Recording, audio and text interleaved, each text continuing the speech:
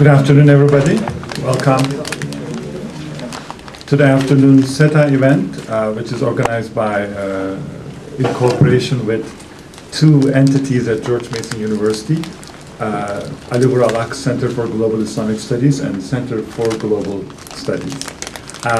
My name is Cemil Aydin. I am the director for the Center for Islamic Studies at George Mason University. And we are honored to have this cooperative event at SETA headquarters. And I would like to thank Kadir Üstün and Nur Yılmaz for facilitating this event. It's a great privilege to introduce our main speaker and our discussant as well. Let me start with the main speaker, Dr. Ibrahim Turhan, who I first heard about almost a quarter century ago. In 1986, I was a neighbor to a colleague or friend from Galatasaray High School, Lise. And for a whole academic year, that person named Ferda only talked about the school valedictorian Ibrahim and what he was doing. And I was getting upset. Who is this person? Why is he so important in school? And the next year, Ibrahim came to my college, so I have a chance to meet and understood why he was always talking about Ibrahim. And I'm sure they were vindicated with that prediction. Ibrahim finished Galatasaray High School and then Boğaziçi University's Department of Economics. Studied with people like Tansu Çiller, although in a more critical way. Then he has his PhD at Marmara University in the field of banking. Worked as editor and consultant for a while, and for the last 7-8 years he's also working for the central bank. He's currently deputy governor of the central bank and central bank in Turkey, and very active in the G-20 group and many other international organizations and bodies. So he will be our main speaker, but we have a very interesting format. It will actually not be a speech alone, but it will be a question-answer session. And for that, we are grateful to Peter Mandaville, who came. Peter Mandaville is a professor of political science and international relations at George Mason University. He directs the Center for Global Studies there. He has many books, including Global Political Islam, one of the bestsellers, and very popular courses on campus. But Peter is recently initiating a project, a very important project on South-South cooperation in international affairs. And some of our questions will be about that project, which we think Turkey is going to be a very important actor, but we might also be mistaken in our vision. That's why we want to check with Ibrahim Turhan. Peter will be working for the State Department for 1 year, starting from January, on the policy planning session under Secretary Clinton and Anne-Marie Slaughter. So as a format, here's what we're going to do. Is that Peter is going to start with one question and then continue with a set of questions, and Ibrahim Kalem will respond, Ibrahim Turhan.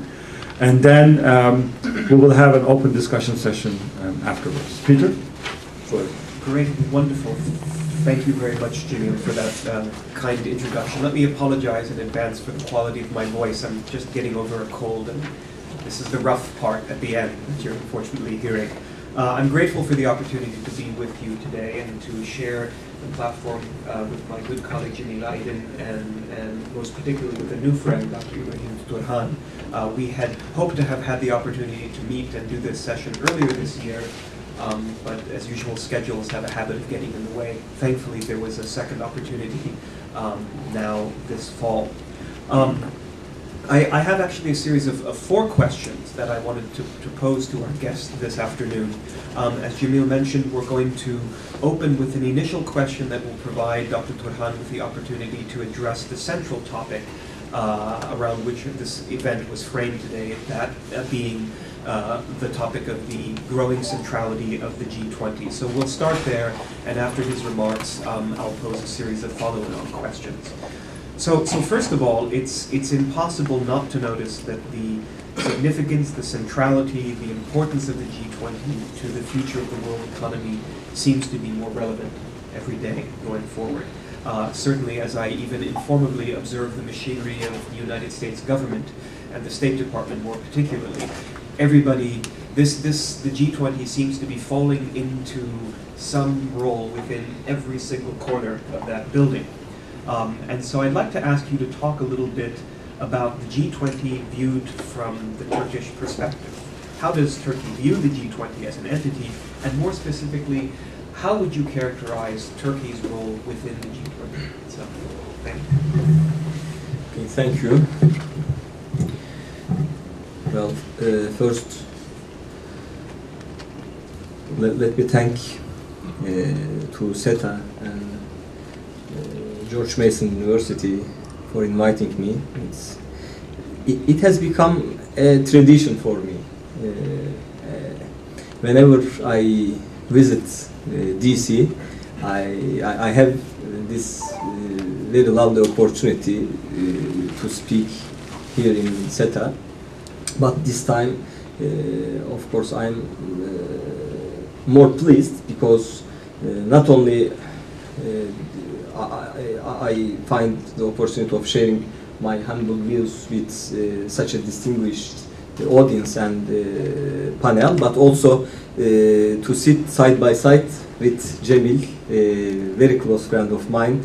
We spent years and nights at dormitory of Vural University, of course, and also quite a few times I visited their house as well, and you can imagine for a student living in dormitory how dear to be hosted by a family house, and of course with the warmth of Cemil, not to mention. Anyway, well, when it comes to G20, well, let me try first to express my views. What is the meaning of G20? Well, in order to understand this, of course, in order to understand anything, we need two disciplines, history and philosophy. Without them, you cannot figure out your position in this universe, and you cannot, because history gives you time dimension and philosophy gives you the existence, the origination. Well, when the whole story started, I'm sure many of you would remember, well, it was just after the Asian crisis. And the Asian crisis was important because it was for the first time that an emerging market originated crisis had serious impacts over the core of the world economy, which is advanced economies. Normally, we had been accustomed with emerging market crises. We had many of them, but until Asian crisis, of course, they always had impacts over the advanced economies, such as tequila crisis in '94, or even before the. At that time, it was not emerging, but less developed countries. You can remember LDC, sovereign debt crisis. Of course, they had impacts, but this time was different. That time was different, the Asian crisis, because it created really a turmoil. Then the advanced countries recognized that if they could not contain the, I will borrow the terminology of world system approach of Wallerstein, semi-periphery. If they cannot contain the semi-periphery, this might have consequences. So they established this G20, but the most important actor was still G7. The G20 was the second circle surrounding the G7, and in order to share the values, the views, the decisions of G20 in an easier way. And the ultimate goal was again to secure the global economy. But because at that time the globalization had already started. If we have to choose a date, we can easily name early 90s, where George Bush, the father, first time mentioned the New World Order. New World Order and globalization really coincides in my mind. Anyway, of course, after the let me say one more thing. It was again during the Asian crisis that Anne Kruger, then the deputy of IMF, the deputy director, deputy general director of IMF, mentioned that we need a new international financial architecture. So it was new because if we need someone new, so with the old there should be something, there should be some mistake, there should be some problem. But thereafter, the importance of G20 did not continue, and it became a club of central bankers and treasury guys. They were meeting twice a year, and they were discussing, of course, global issues, but it was not a so important club. But after this crisis started, I mean, even before the height of the crisis, if we label as the peak of the crisis as the collapse of Lehman in September 2008, the importance of G20 started in 1 year before, September 2007, because the crisis was already there, and the advanced economies had already started to figure out that there was a problem, a serious one. But this time, as you know, the epicenter of the crisis was advanced economies, and more specifically, the most advanced one, which is this country. And it spread very fast, and the spillover effect, the contagion, was really detrimental. I mean, it took the whole global economy in a crisis that we have never seen since the Great Depression.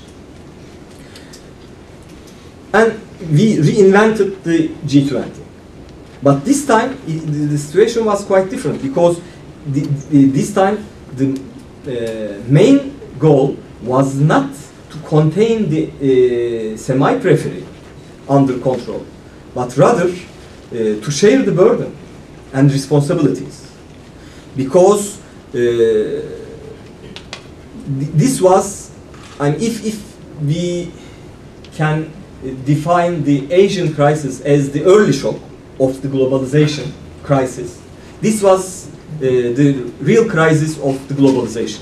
Actually, this was the crisis of three main issues, but I will come later. But the first was the globalization, and those of you who participated in my previous speech here might remember that I said one of the main reasons of why we had this crisis is that we have had a global infrastructure, global financial system, globally integrated economic system, but we don't have any tools, any institution really global. We have only international institutions, and as you can remark, international still has this nation-state emphasis, and global is something different. Well, of course, it's not easy to change this mentality, but we all now, I mean, we should admit first that the world is changing. It's obvious because, as you know, China is now the #2 economy of the world, the second largest, and India is coming and it is expected that in 1 decade maybe, or 1.5 decades, India will substitute China as the second largest economy. Brazil, Russia, Turkey, South Africa, Mexico, and it's obvious that the growth prospects and the dynamism of economic activity is shifting towards the core to the semi-periphery.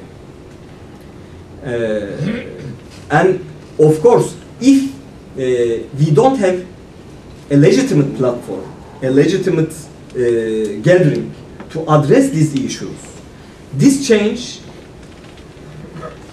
risks to happen in an disorderly way.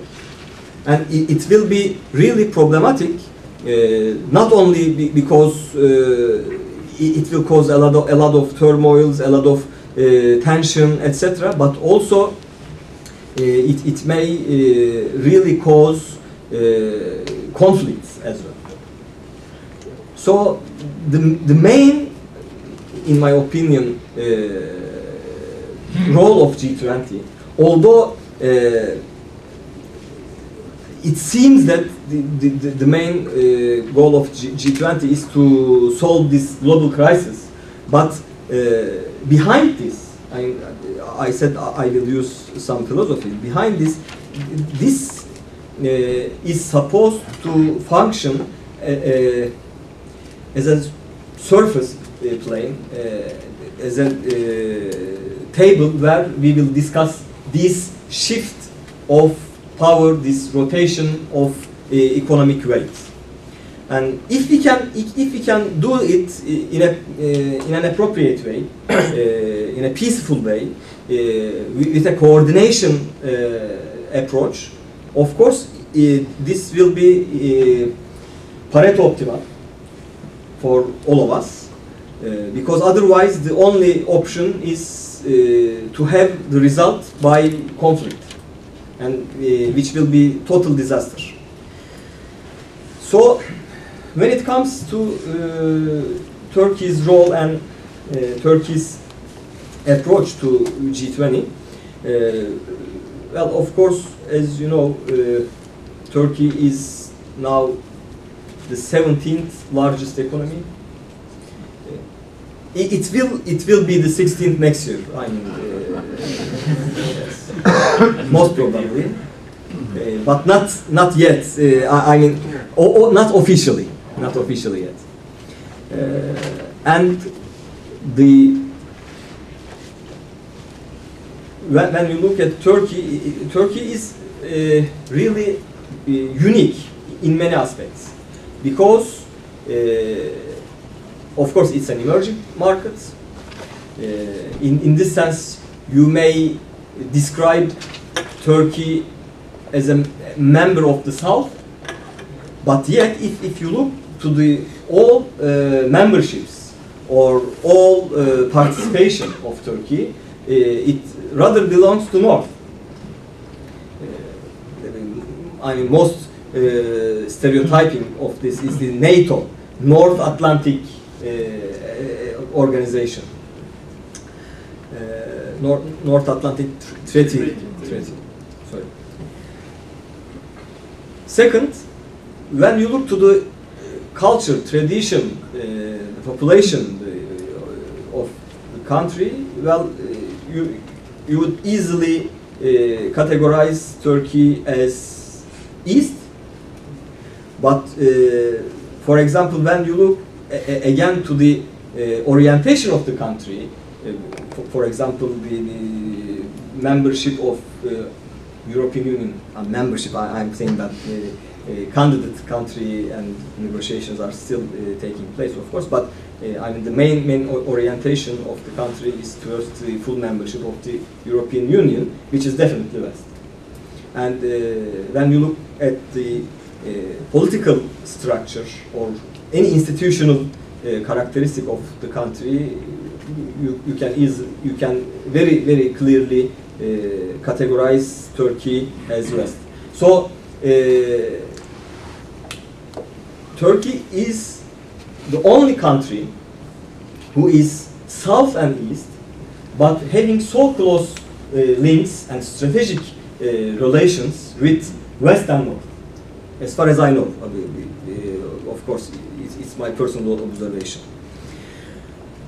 So when it comes to G20, well, of course, as you can imagine, most of my time in G20 meetings,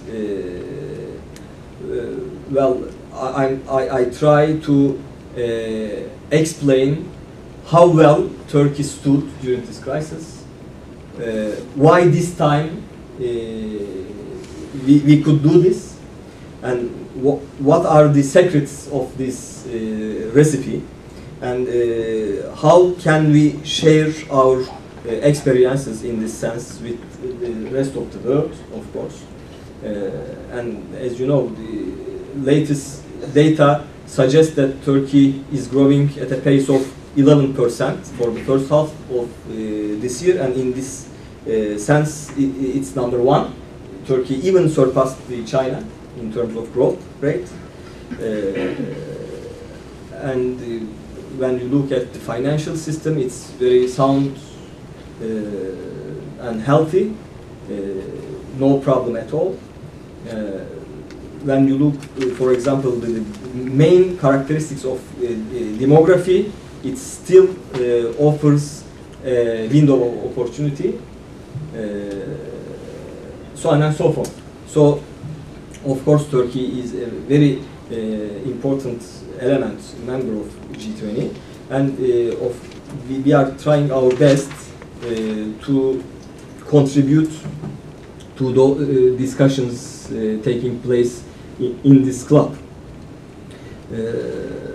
Of course, I should say that it's not easy always, because as the effects of the crisis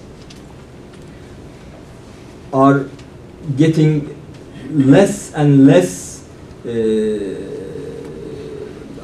let's say, deadly, the focus of especially the advanced economies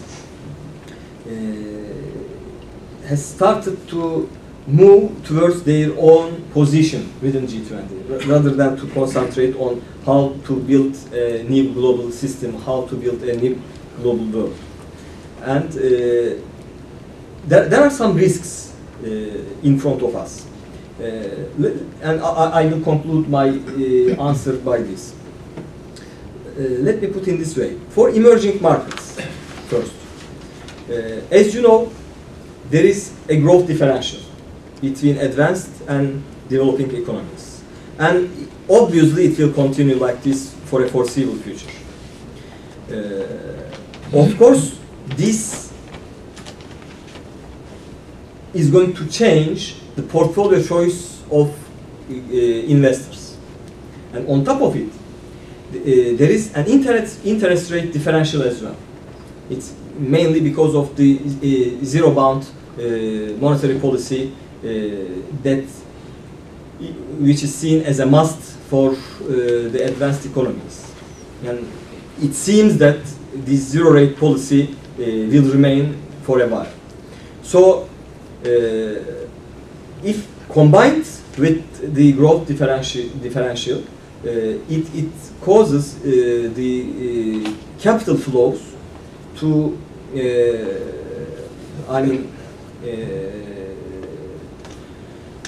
to go towards the emerging markets. But emerging economies do not have enough absorption capacity in this.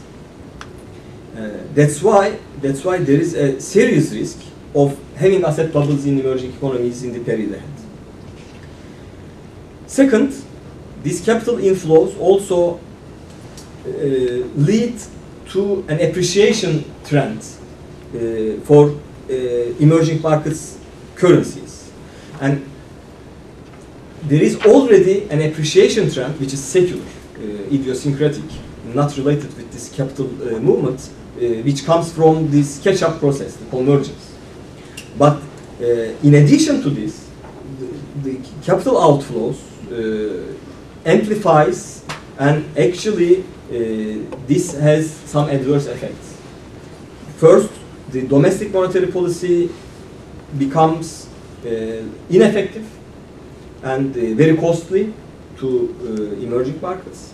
And also this appreciation creates a asymmetric distortion within these emerging markets in terms of sectors, economic sectors. So, what is the best response of emerging markets against this problem? Well, of course, they will try to limit these adverse effects. And the only possible, of course, there are several ways, but the easiest one is this devaluate their currency by means of monetary policy, etc. And that's exactly what we are observing now, and we may call it currency wars or whatever we want, but unfortunately the situation is like this. If this is not enough, then there is a risk that we may see some capital controls. That, of course, we have already this in some countries, but it may very rapidly spread. And then, of course, as we know, it all started like this in 1930 as well, after the Great Depression. And if the history repeats itself, as our poet of our national anthem, Mehmet Akif, said, well, obviously we will have a problem. Okay, when it comes to the advanced economies, well, advanced economies have a problem because their financial industry is not working, and very difficult. I mean, I don't expect, of course I know the announcements of authorities, but frankly speaking, it's my personal opinion. I'm not trying to provide you insider information, but as an economist, my personal expectation is that we shouldn't expect for a short term that financial sector will start again to provide enough support, enough loan to private sector. Neither should we expect private sector to be eager to borrow from the financial services industry either. Well, because we had a very serious financial wealth destruction. Many people lost half of their financial wealth, and it's very rational for them to try to increase their savings rather than to borrow. So, as a result of this, domestic demand is really subdued in advanced economies and will remain so for a while. So the only way out for advanced economies is to increase their exports to the rest of the world. But it's not an easy task. Why? Simply because, first, advanced economies traditionally are consumers or importers. And at least for the last decade, this was the case. When it comes to the emerging markets, well, the whole business model was established according to this export orientation. So in order to shift the demand, this demand rotation takes place, well, we should do something. But emerging economies are aware that their relative power, their influence is related with this export orientation. It comes from their economic wealth, and that's why we have this G-20, etc. So now we want them to sacrifice part of this advantage. But in exchange, what can we offer them? Well, obviously, there is a very, very articulated demand, institutional power. in IMF, in other fora, etc. But unfortunately, I should say that, and this is one of the main discussions that's taking place, the advanced economies are really not willing to give up even partially their institutional or relational power. And this is a problem. So, as you can see, for both parties, emerging and advanced, the main reason of this failure is lack of cooperation. It's just like the prisoner's dilemma, for those who are aware of the microeconomics. You know, there are two guys, they were caught and put separately. If they both deny, well, they will be saved. No punishment at all. If one of them confess and other denies, then the one who confess will be saved, but the whole punishment will be put over the other guy. Since they cannot be sure about the behavior of their partner, although it is the worst combination, they both confess. And I can make a proof on the board, but I'm sure you will be voted. Anyway, so this is exactly the situation we are locked in now. The prisoner's dilemma, and I'm afraid, just like in textbooks, we will end up with the worst equilibrium. So we need cooperation, and in order to do this, we need to be open-minded. We should acknowledge that. It's just like the climate change, but unfortunately it doesn't work like in there as either. I mean, last year we spent 4 hours to discuss the financing of climate change in St. Andrews during the UK presidency. Emerging market countries were arguing that this is the fault of the advanced economies. They created this mess, and now they want us to share this burden.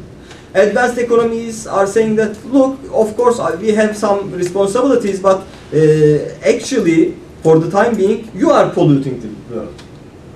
And I took the word and I said, look, we are killing our planet, and there is nowhere to live if this happens.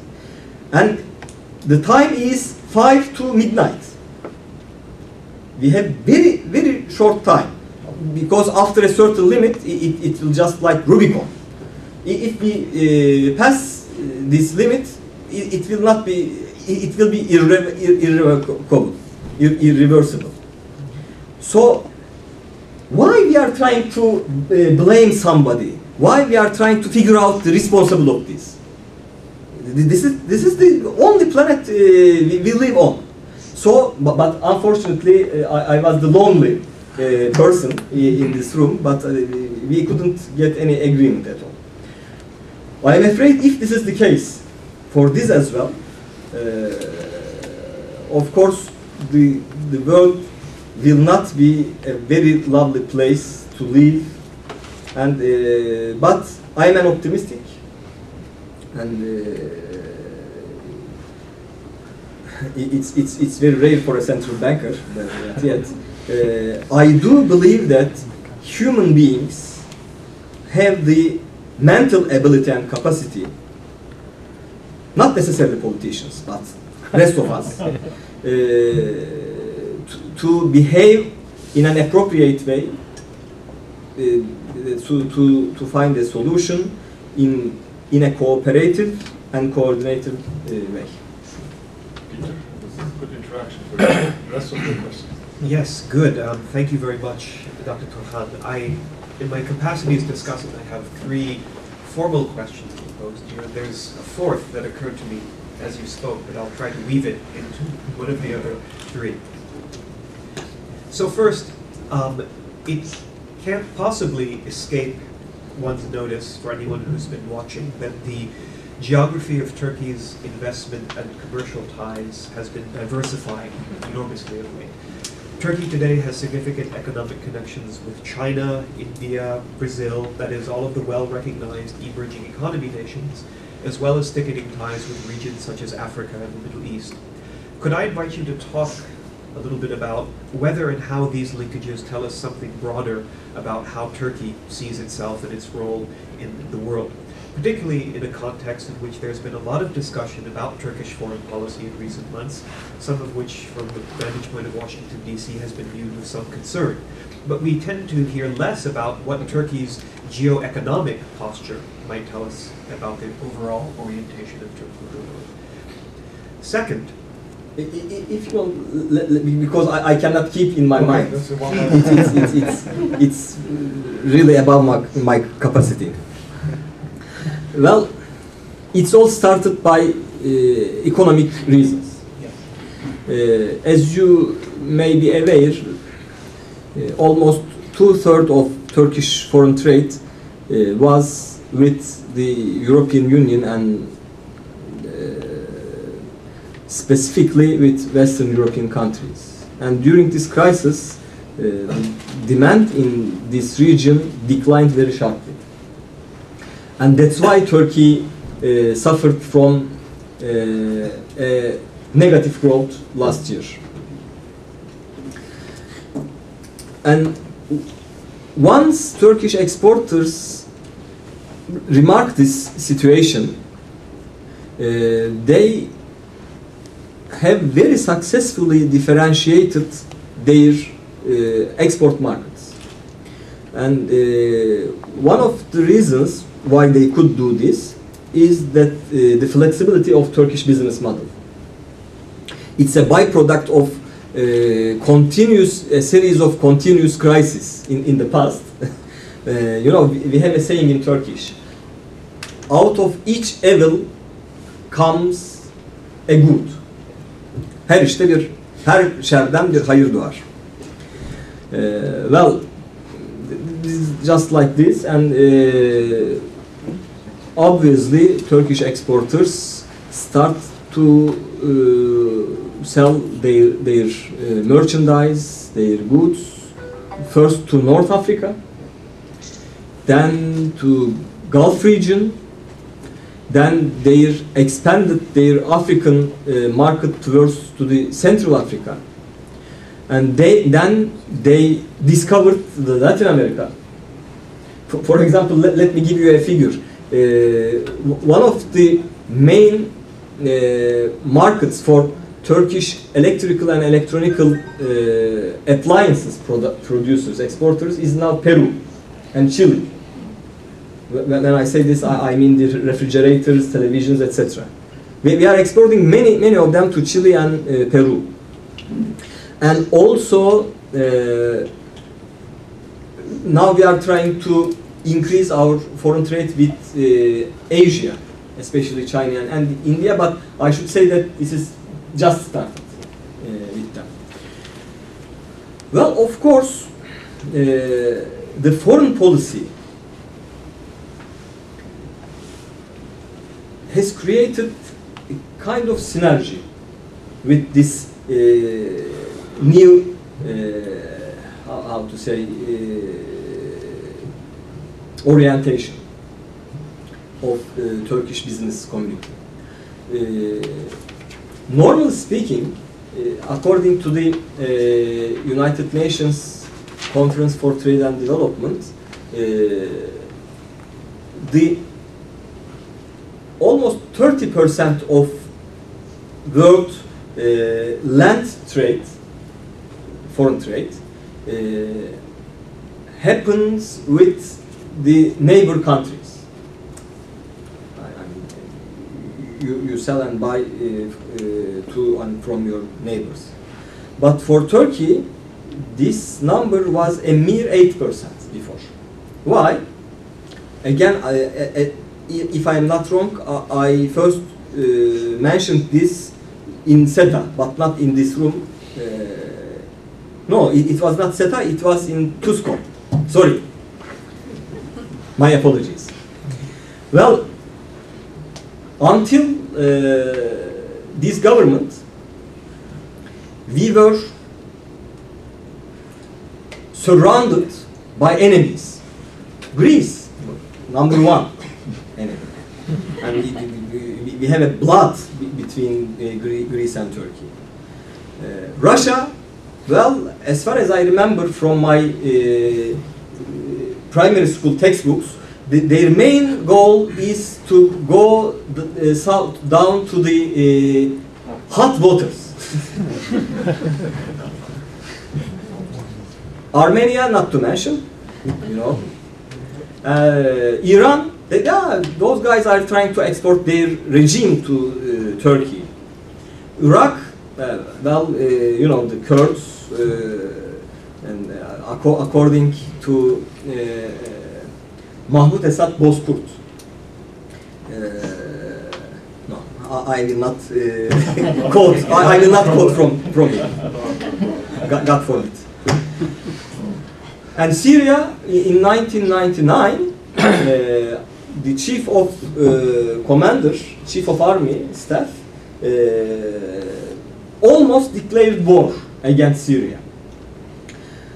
But all of a sudden, in less than 10 years, the whole situation has changed, and we discovered that this is not the case. I mean, we can, and especially during this last crisis, we offered very friendly hand to Greece, and we even proposed to provide financial support to them. And for Russia now is number one foreign trade partner of Turkey, and with Armenia we are trying to keep on this peace process and try to solve all conflicts. And Iran is, as you know, one of our main, again, trade partners, and we are trying to solve the crisis with the rest of the world.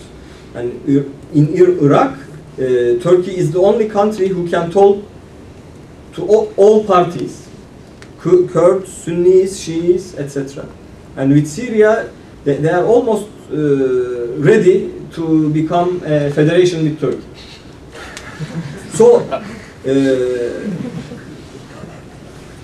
what is our main goal?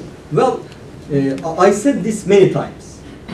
For Greece, Russia, and Armenia, I think there is no need to talk further. But especially for the southern region, for Syria, Iraq, and Iran, I think I will try to explain. Well, I am an economist, and I do know my field. This is the only field where everyone, without any exception, ought to behave rationally. Because otherwise you cannot live, you cannot survive. And I do know that as those countries become more integrated with the rest of the world in terms of economic activity, in terms of trade, and we will see that the many problems will be solved without any further effort, because they will benefit from being an integrated part of the world economy. And as you know, for example, during many visits from those countries to Turkey, especially I would like to quote one of my speeches. The other party was demanding some facilities in many fields. And I said, look, after the 2001 crisis, we learned our lesson. And we learned how dear is good corporate governance. We learned how important is democracy, not only in terms of society, but also institutional life. We learned how effective is bottom-up approach. In our country, things happen in that way. First, experts and specialists study the issue, and then they prepare a report to the upper bodies, and then we have a discussion, an open discussion, and ultimately we take a decision. But this decision is always transparent, and we have the accountability to the rest of the society and other institutions and rest of the world as well. And I said, I do advise you, if you permit, this way of doing business. Because although it takes time, it is very difficult, it consumes you, but yet this is the best way of addressing the problems. And I mean, I am very happy to see that many countries of the region are trying to replicate the Turkish reforms. And in this sense, I do think that while increasing the economic activity and foreign trade with our neighboring region and also other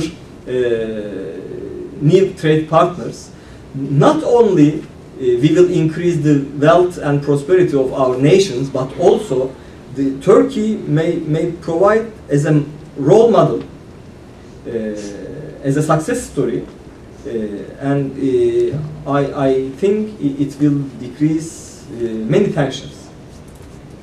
Maybe it's better that we turn to our very patient audience at this point. So why don't I hand back to you, Cemil, to open the floor.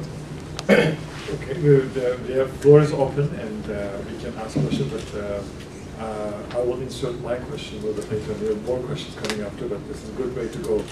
Yes, sir. Yes, thank you very much for an interesting presentation. I wanted to ask if you could talk a little bit about whether there is anything specifically Islamic about Turkey's international economic policy. Thank you.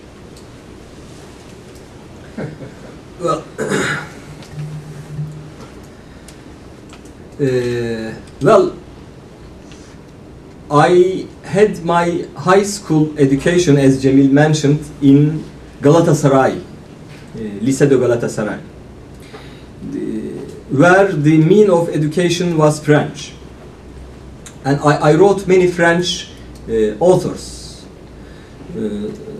One of them is Molière. And he wrote, actually he wrote I mean, pieces of theater. And one of his works' name was Le Petit Bourgeois Gentilhomme, if I'm not wrong. Okay.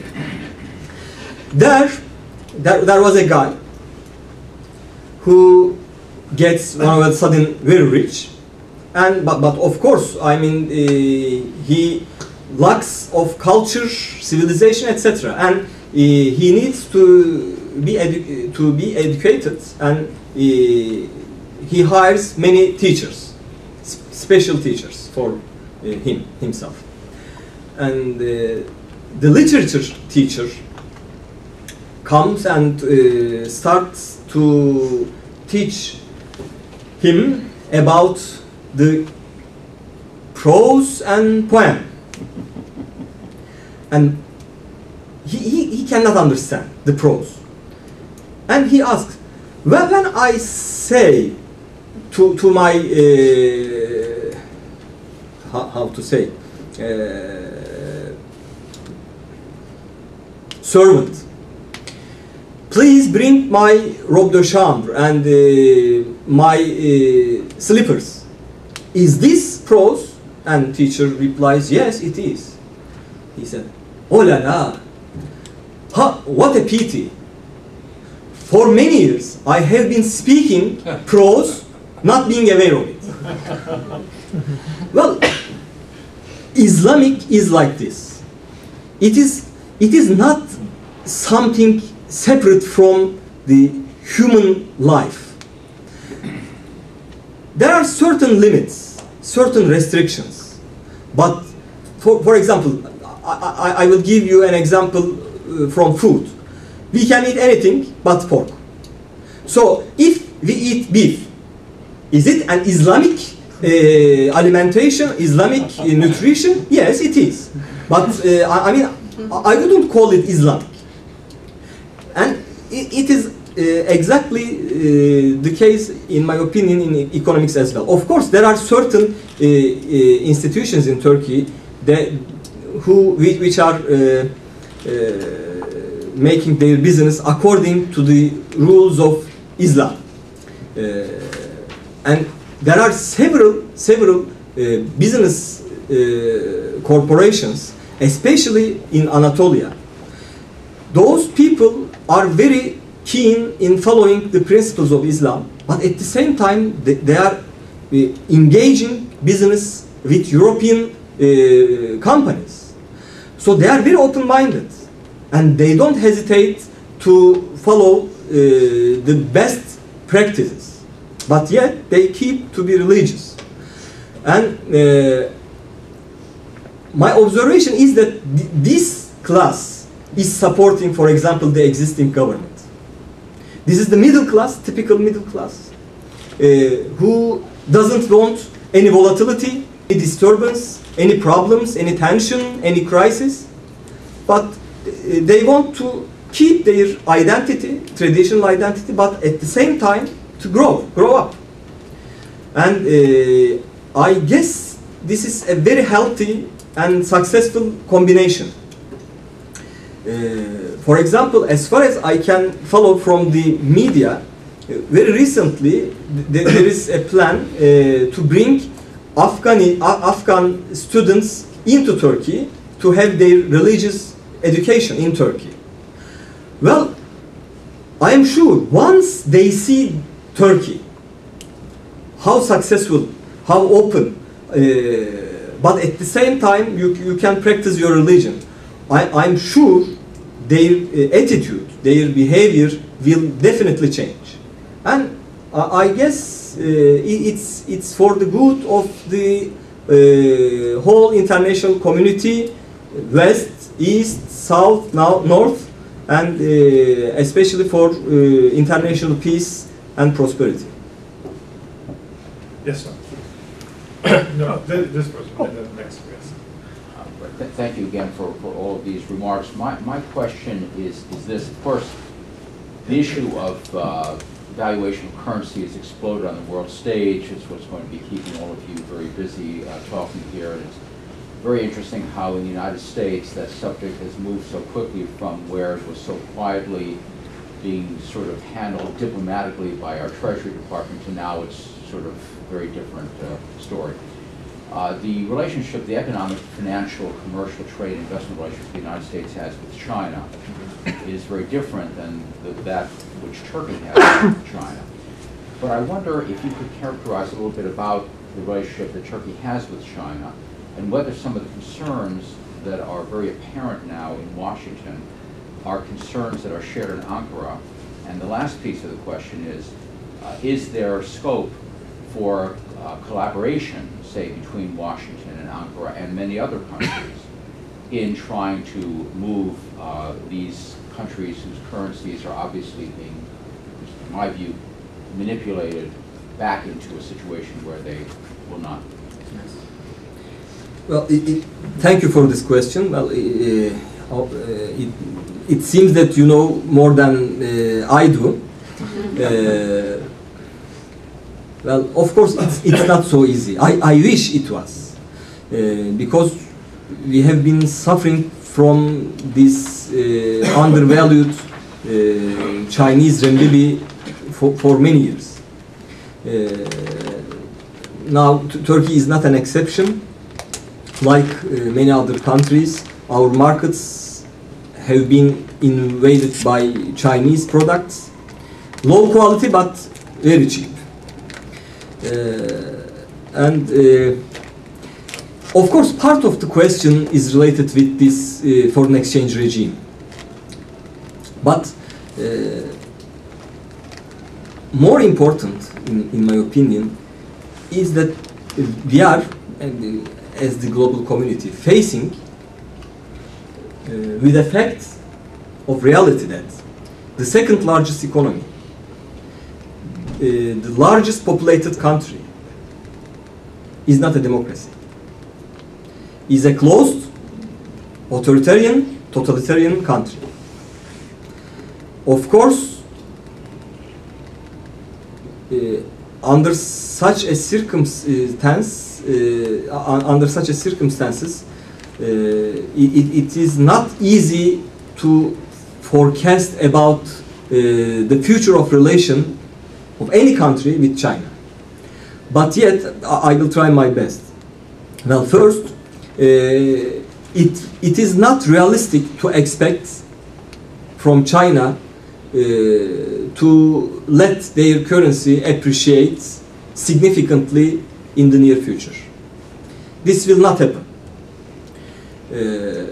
And also, I mean, as I said, part of the problem is related to this undervalued currency, but also there are several other aspects of the same problem as well. For example,